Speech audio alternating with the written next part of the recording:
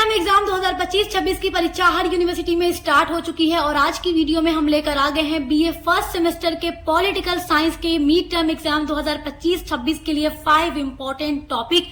और ये जो 5 इम्पोर्टेंट टॉपिक मैं लेकर आ गई हूँ मिड टर्म एग्जाम 2025-26 के लिए, ये हर यूनिवर्सिटी के लिए है। जो भी बच्चे हमारे बीए फर्स्ट सेमेस्टर में पॉलिटिकल साइंस को मेजर या माइनर सब्जेक्ट के रूप में पढ़ रहे हैं, क्योंकि आप मेजर में पढ़ें या माइनर में पढ़ें, सारा सिलेबस वही होता है, सारा क्वेश्चन वही होता है। तो आपको यही केवल 5 टॉपिक देखना है, क्योंकि यही से आपका 100% गारंटी है कि इस बार 2025-26 में मिड टर्म के एग्जाम में क्वेश्चन आने वाला है। इससे बाहर आपको कोई भी क्वेश्चन अपने एग्जाम में मिड टर्म के नहीं देखने को मिलेगा, क्योंकि मिड टर्म के एग्जाम में हमेशा स्टार्ट की ही यूनिट से क्वेश्चन दिया जाता है, जैसे यूनिट नंबर 1, 2, 3 एंड 4। उसके आगे की यूनिट से कोई क्वेश्चन नहीं आता और केवल 5 क्वेश्चन दिया जाता है, जिसमें से आपको कोई 3 लिखना होता है और सब 5-5 नंबर के लिए होता है, यानी 15 नंबर का आपका मिड टर्म एग्जाम होता है जो आपके कॉलेज के द्वारा कराया जाता है। तो चलिए वीडियो स्टार्ट करते हैं और आपके पॉलिटिकल साइंस का 5 इम्पोर्टेंट टॉपिक देखते हैं। तो देखिए, आपका पहला इम्पोर्टेंट टॉपिक जो है मिड टर्म एग्जाम के लिए बहुत ही इम्पोर्टेंट है, वो है भारतीय राष्ट्रीय आंदोलन का जन्म कैसे हुआ। तो भारतीय राष्ट्रीय आंदोलन का जन्म किस तरीके से हुआ ये मैं आपको पढ़ा चुकी हूँ।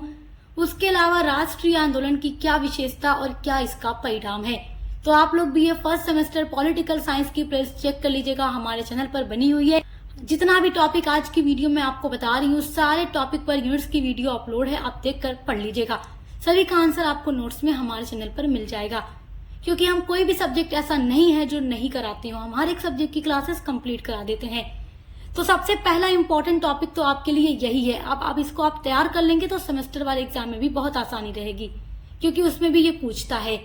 दूसरा जो इम्पोर्टेंट टॉपिक है आपके मिड टर्म एग्जाम 2025-26 के लिए, वो है संविधान सभा का निर्माण कैसे हुआ। तो संविधान सभा की मांग कब हुई, इसका निर्माण कब हुआ, ये सारी चीजें मैं आपको पढ़ा चुकी हूँ। संविधान सभा की पहली बैठक कब हुई, दूसरी बैठक, और किस तरीके से हमारा संविधान बना, ये सब कुछ भी मैं आपको पढ़ा चुकी हूँ। संविधान सभा का निर्माण वाले टॉपिक आप चेक करके पढ़ लीजिएगा। तीसरा इम्पोर्टेंट टॉपिक है रेगुलेटिंग एक्ट 1773। तो रेगुलेटिंग एक्ट भी मैं आपको पढ़ा चुकी हूँ। देखिए, आपका जो यूनिट नंबर 2 का टॉपिक है कि संवैधानिक विकास के चरण, वो आपको मैं पढ़ा चुकी हूँ। और संवैधानिक विकास के चरण में ये सारा अधिनियम मैं आपको पढ़ा चुकी हूँ। रेगुलेटिंग एक्ट आप पढ़ लीजिएगा मिड टर्म के लिए। भारत शासन अधिनियम 1935 पढ़ लीजिएगा। तो जब आप पढ़ते हैं संवैधानिक विकास के चरण, तो आपको रेगुलेटिंग एक्ट पहला एक्ट मिलता है। उसके अलावा भारत शासन अधिनियम सबसे लास्ट एक्ट है जो ब्रिटिश सरकार भारत में लेकर के आई थी, तो इसलिए ये दोनों बहुत ही इम्पोर्टेंट है। उसके बाद है भारत स्वतंत्रता अधिनियम 1947। तो ये आप देख लीजिएगा, ये सारे अधिनियम आपके लिए वेरी वेरी इंपॉर्टेंट है। आपका चौथा इंपॉर्टेंट टॉपिक है मौलिक अधिकार क्या है। तो देखिए, मौलिक अधिकार के बारे में मैं आपको पढ़ा चुकी हूँ। उसके अलावा मौलिक कर्तव्य क्या है, इसके बारे में पढ़ा चुकी हूँ। राज्य के नीति निर्देशक सिद्धांत क्या है, ये भी मैं आपको पढ़ा चुकी हूँ। तो आप प्लेलिस्ट को चेक करके देख लीजिएगा। बहुत ही इंपॉर्टेंट टॉपिक है आपके मिड टर्म एग्जाम के लिए।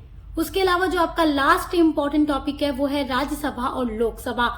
तो राज्यसभा क्या है, लोकसभा क्या है, और राज्यसभा या लोकसभा का सदस्य बनने के लिए कितनी योग्यता होनी चाहिए, क्या क्या योग्यताएं होनी चाहिए, ये सब कुछ मैं आपको पढ़ा चुकी हूँ। तो सभी पर डिटेल में वीडियो अपलोड है। जितना भी टॉपिक आज मैंने आपको बताया है आपके एग्जाम के लिए, तो आपको प्लेलिस्ट में दे दूंगी इसी वीडियो के डिस्क्रिप्शन बॉक्स में। तो आप वहां से चेक करके अपने सारे टॉपिक को तैयार कर लीजिए, क्योंकि इससे बाहर आपके मिड टर्म एग्जाम में कोई क्वेश्चन नहीं आने वाला है। किसी भी यूनिवर्सिटी में, किसी भी कॉलेज में, सब कुछ आपका इसी के अंदर से आएगा।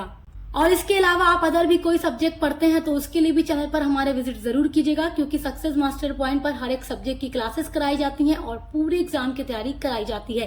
अब मिलते हैं अगली वीडियो के साथ।